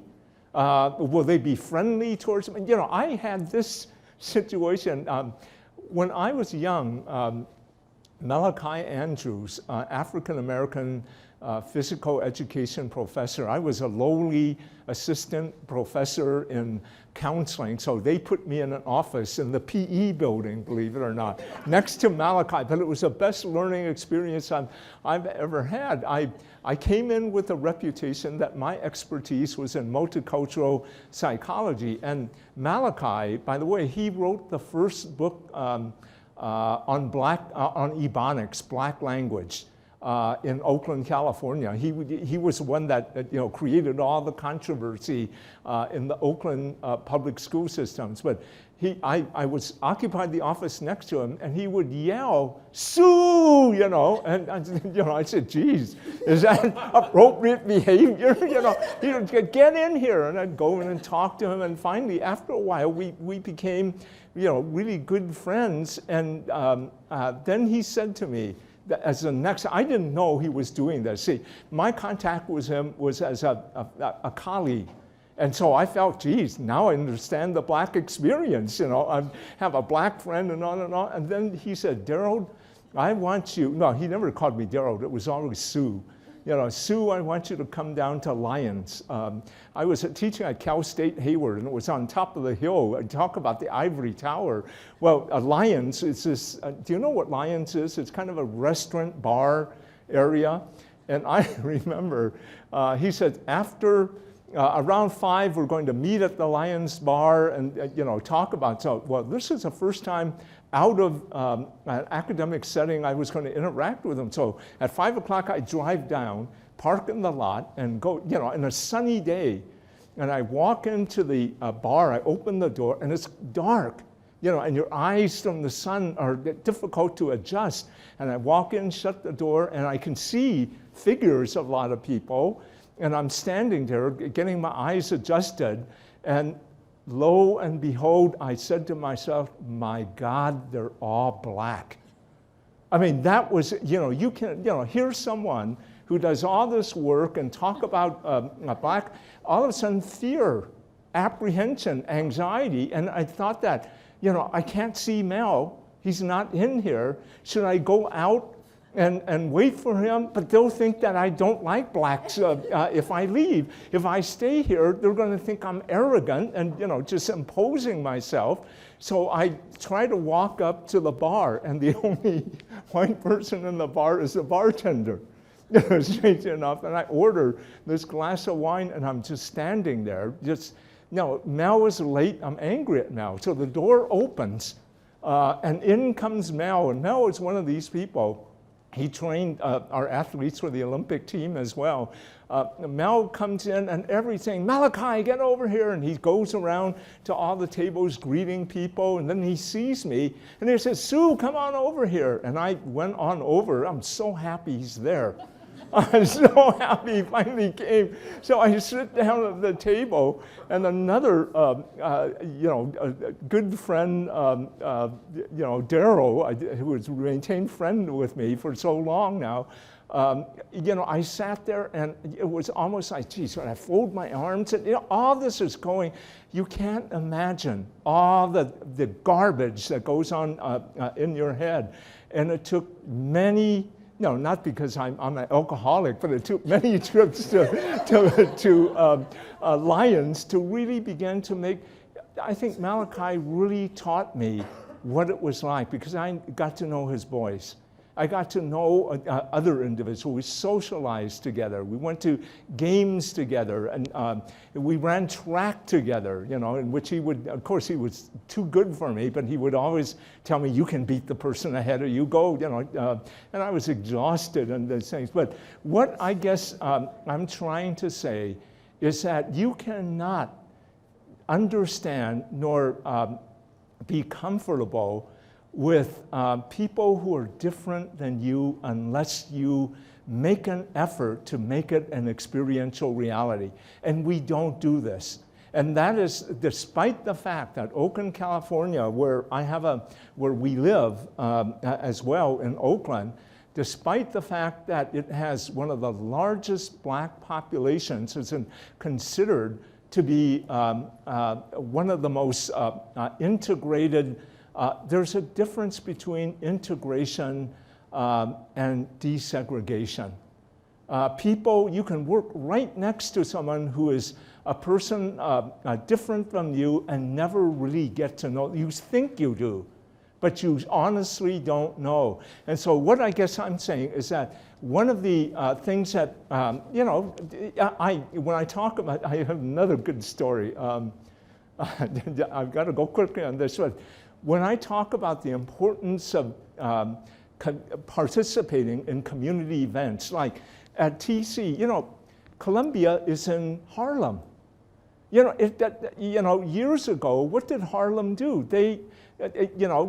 What did Columbia do? Columbia is in Harlem, but what they did was to start a petition and rename the entire area that the campus occupied Morningside Heights. Think about that. That's what it's called now. I live in Morningside Heights. But one of the things that's really interesting, and I know why they did it. I think most of you know, because it's no longer considered Harlem, even though we all know it is Harlem. But it's really interesting. I will ask the class this question in the race lab. How many of you work and socialize with people of a different race? How many of you live in an integrated neighborhood? And you know, many of the students proudly, the badge of honor, I live in Harlem, they'll say. And I tell them, there's a difference between living in Harlem and how you live in Harlem. Most of these students live in Harlem because the rent is less, but their whole orientation is not in the is in the Upper West Side or downtown or Lower Manhattan area. They will not really socialize or do anything. And so that's what I'm saying. We still are very segregated in our interactions and socialization with one another, and you don't learn that way. But there are major things, as what one of my graduate students to put into practice this issue of lived experience and reality, he decided I shouldn't laugh at this, he decided he was going to visit a black church, on a particular Sunday. Now, unannounced, but he was going to show that he wanted to improve himself, and those motives are admirable. But by the time he got, after that experience, he was scared to death. And what I said, that you cannot just simply go without a liaison, without, did you even think about calling up the pastor or the various people in the congregation? You just don't go. So he became even more frightened. So what I'm saying is that by experiential reality, you have to do it on a very systematic way, not to simply jump in this particular method. Do not avoid feelings of discomfort, anxiety, and defensiveness during a difficult dialogue, but it's important, I think, to make sense out of your feelings. Your feelings of anxiety, fear, are diagnostic signs about what you may be experiencing. So rather than letting the feelings affect what's going on, try to understand why that feeling is occurring. And this is true with your students as well, that they will engage in a lot of feelings. And some of the feelings that I call them, getting back here, I call feelings potentially as emotional roadblocks to having a successful dialogue on race. And these are some of the emotions that we've found in our particular study. The emotional roadblocks. I feel guilty. When you talk about racism, guilt will be experienced by a number of students, especially if they feel they need to do more. Another one is anger. They dislike, when you talk about a dialogue on race, to feel that they're wrong. They feel defensive. They feel blame for what's happening. They feel turned off, that there are other priorities in life. Why do we always have to talk about race, multiculturalism, and so forth? They feel helpless. The problem is too big. What can I do? Can we ever eradicate racism, sexism, or bias? If you do not work through these emotional roadblocks, and the last one being the fear, and I find this fear being most likely to occur in the workplace, where people fear that issues of race, multiculturalism, that they'll lose their job. And you sometimes hear it phrased differently, like they only want to consider women candidates, or people of color have an advantage now over white. The fear there. But unless you are able to deal with these nested, embedded feelings A successful dialogue on race in the classroom will not occur. And so how you deal with this is really important here. Now, this is really one of the most important aspects of facilitating difficult dialogues. And as people in the social work field, I think you understand the difference between process and content. Most difficult dialogues that occur among students will occur at the content level. Affirmative action is reverse racism. How can you honestly, go on? It occurs at the content level. And what I guess I'm saying is that Freud does have a legit, when Freud talked about dreams, he talked about both the manifest content and the latent content. The manifest content of a dream is what you remember. The latent content is what actually are the conflicts and fears that are going on within the individual. When you engage in a difficult dialogue on race, the same thing occurs. There is both a manifest content of which the argument occurs and a latent meaning to it. If you, as a facilitator, enter into the manifest content, argue at the content level, you are going to be lost in the facilitation of a difficult dialogue. However, if you can control and impact the process of how the dialogue occurs and make people begin to engage in true dialogues, this is something that we find. You don't have true dialogues when buttons are being pushed. You have what I call monologues. One student states their position, the other student states the other one, and there's a restatement. There is no connection. What you want to do is facilitate a dialogue, not the monologues of staking out positions and being angry. Some of the resistances that come out during a difficult dialogue that may be content-wise are these. And I want you to think about them and say, what is the manifest content? Because you've got to be quick in your ability to understand what is happening in a dialogue. When you hear, so what? We women are oppressed too. Quote, my family didn't own slaves. I had nothing to do with the incarceration of Japanese Americans or the taking away of land from Native Americans. Another statement that, excuse me, sir, but prejudice and oppression were and are part of every society in the world ad infinitum, not just the US. Another statement, we Italians or Irish experienced severe discrimination when we arrived here. Did my family harp on the prejudice? We excelled despite the prejudice. Why? Because the basic founding principles of the country made it possible. Another one, I resent you calling me white. You are equally guilty of stereotyping. We are all human beings, or we are all unique.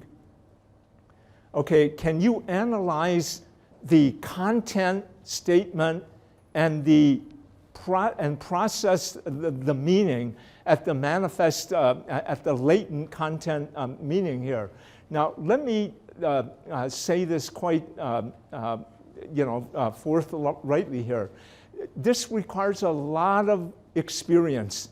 It is not something that you will go to a single workshop. These things all have meaning, and like I was saying, the more you engage in it, the more likely you're to understand. Now, one way to handle these challenges is what I call to unmask the difficult dialogue, and that is by acknowledging the accuracy of the statements, because you don't want to argue that. Almost all these statements are legitimate statements on a content level. You're talking about racism and discrimination. So what? I'm a woman, I've been oppressed too. That's accurate, right? I mean, but that is not what is being said here. if you look at the affective quality, usually when the person makes that statement, they are feeling defensive. You're accusing me of being racist, but I'm a woman. I've been oppressed too. So what? You're diluting or diminishing the content of the importance of an issue that is going on because of the defensiveness about it. And what I find is usually if you agree with the person, you're not going to, you bring a really important, good point to what you've been said. But when you just said that, I felt that your comment diminished or diluted the impact of the meaning of what I was trying to communicate. Then you get into this dialogue, between intentionality and impact, and what it means in the work here. The second thing, like I was saying, is intervene in the process rather than the content. And that is what you can control the process. If you can control the process, you will control the dialogue of what's going on, because you can do any number of things. Role play. Janet, I want you to just pause there for a second. What did John just say to you? Can you repeat that back? And what you're doing is not that you're arguing the content, but you're now controlling the process of what is going on. Or you could even say that, boy, we're having a difficult dialogue here. I wonder if others of you can comment on what you see happening in the discussion that is occurring among the individuals here. Now, the reason why I do that is that there's a difference between asking students to self-disclose and asking them to observe what they see happening. It is, if you've done ever what I call the fishbowl exercise, if you ask someone, how do you feel about interracial relationships? Oh, they have difficult time, they clam up, anxiety is high in terms of the dialogue. But if you ask someone, what did you see happening in the dialogue on race between Janice and John here? They are able to say it because it isn't them that's on the hotline, but at the same time, it brings out the issues that you can bring forth in terms of the discussion here. Helping students see the difference between intention and impact, like I was saying, and involving, moving to the feeling tone level of what might be going on. You want to connect the feeling tone level. The person who says, so what, women are oppressed too, you can make an observation, something to the fact that, boy, there's a lot of feelings in that. What are you feeling right now? What's going on? And therefore you get to the feeling tone level and you begin to get to the area of possible defensiveness that is going on here. Like I was saying, all these statements are true, but it is unmasking them that becomes important. And you've got to do it actively. Being passive as a professor in a difficult dialogue is not effective. In fact, that is one of the study after study that we've conducted from both students and faculty indicate that passivity, where the instructor doesn't do anything or doesn't know what to do, only creates an even more intense, difficult dialogue that can occur. So that's one of the things that we have. Don't get sucked into the dialogue. And I say this also with respect to faculty of color, and we teach students of color.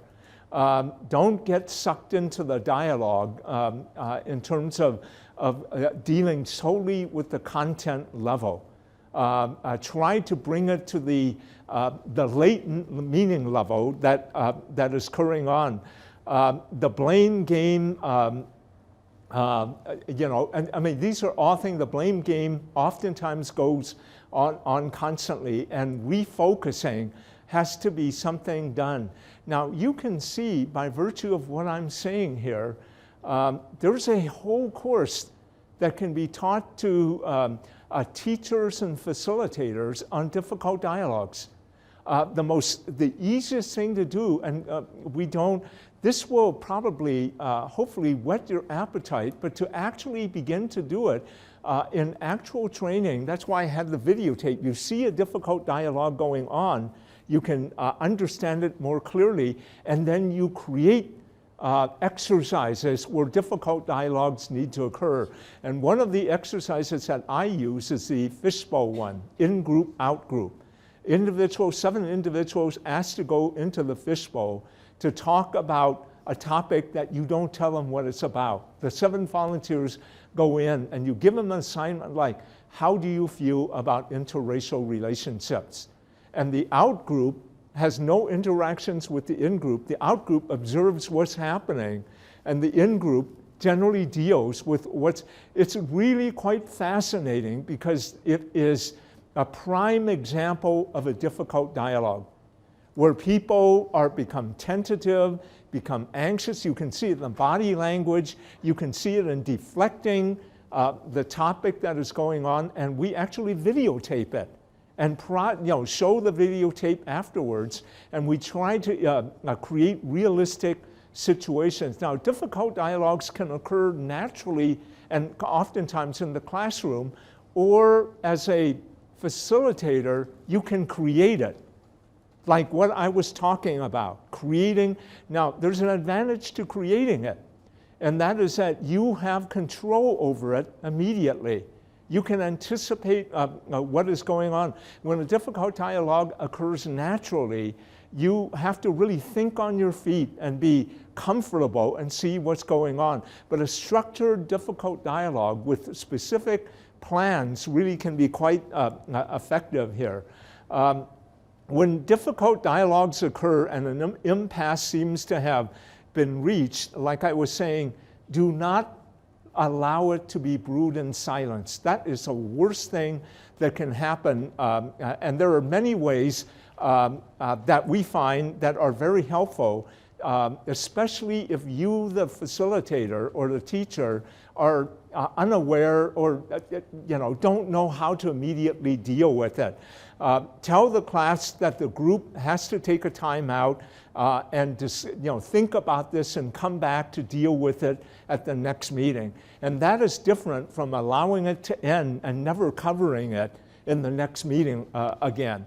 Tell the class that you want the group to take it up, personally intervene by using interpersonal process recall. Now, I know that in my field in counseling, we have a lot of what we call micro-training, interpersonal interactions training, but they talk about things like paraphrasing, reflecting. A lot of these techniques can be used to effectively get people to really begin to dialogue with one another. And then lastly, enlist the aid of class members.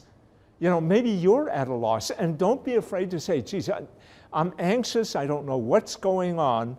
Can some of you help me out here? What's happening here? Why am I feeling this way? And people are willing to do that when you phrase it, because it's one level removed from personal disclosure, but the ultimate goal is to get people to move so that they do feel comfortable about sharing their own thoughts and processes. This is something very important, that as a professor or a facilitator, that you always need to express appreciation and validation for those individuals who show the courage to engage in a dialogue. If you've come out of an especially difficult one that has occurred between students, compliment the students. Validate them, tell them how appreciative you are, and tell them that you wish everyone was equally brave to be able to place this on. You have to, in some sense, do this. And then lastly, this is next to the last, this is again something very difficult for me to expound here, because we're talking about communication style differences. That, again, I don't want to stereotype, but African Americans as a group, white Americans as a group, and Asian Americans as a group have different communication styles, have different helping styles, learning styles, teaching styles. You know, if any of you have ever had Asian American students in your classroom, you often say, why are they so quiet? What's going on with them? Aren't they interested? Aren't they involved? And the issue is that this is culturally manifest in terms of cultural dictates about appropriate means of communication. You know, among Asians, subtlety is a highly prized art. Directness and confrontation is more prized by other groups, and this can add to the difficult dialogue. Among African Americans, there is a greater tendency to be passionate and to be... Oh, did I? Okay. You mean you sat there? Could you hear me? Anyway, this is pretty, sure, maybe I wasn't communicating, but you sat there anyway. But what I was saying is that, you know, among many African Americans, not all, among many African Americans, the expression of affect is a sign of authenticity and sincerity.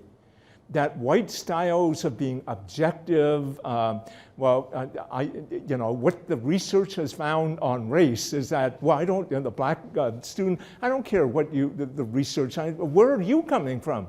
What do you think?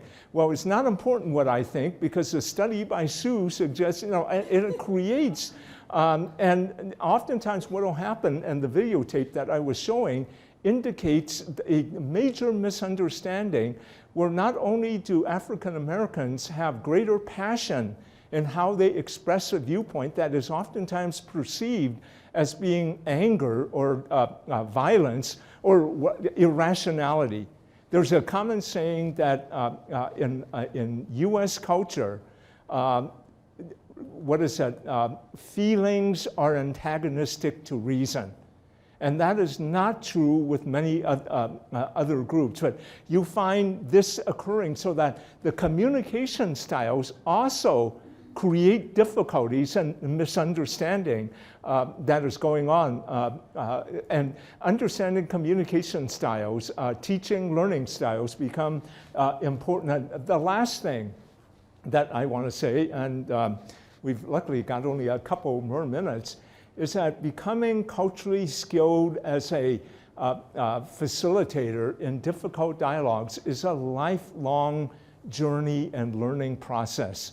But you know, like I was saying here, as a facilitator on a dialogue on race, I have committed blunders. As a facilitator on a dialogue on gender, and even sexual orientation, I've said or done things and blunder. It's not how, you know, and that's normal, and I wouldn't like to be dismissed without an opportunity to understand what just happened. So the important thing for all of us is is how you recover rather than how you cover up. And when you commit a racial, gender, sexual orientation blunder, the most common thing we do is how to cover up. As opposed to say, geez, I'm sorry, what did I just say or do? That, you know, and that becomes the element that is very important here. In any case, thank you very much. I appreciate your attention.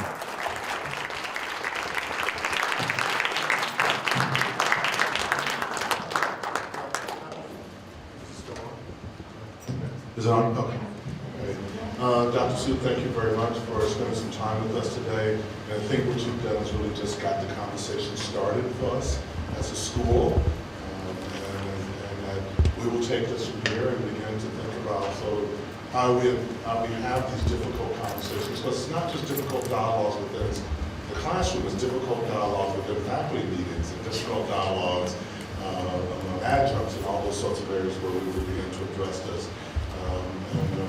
Hopefully that you will have, I don't think you have a lot of time, but maybe if some people have some other comments that they can drop down and say they talk to. Thank you everybody for giving us your morning and for coming. I hope this is helpful for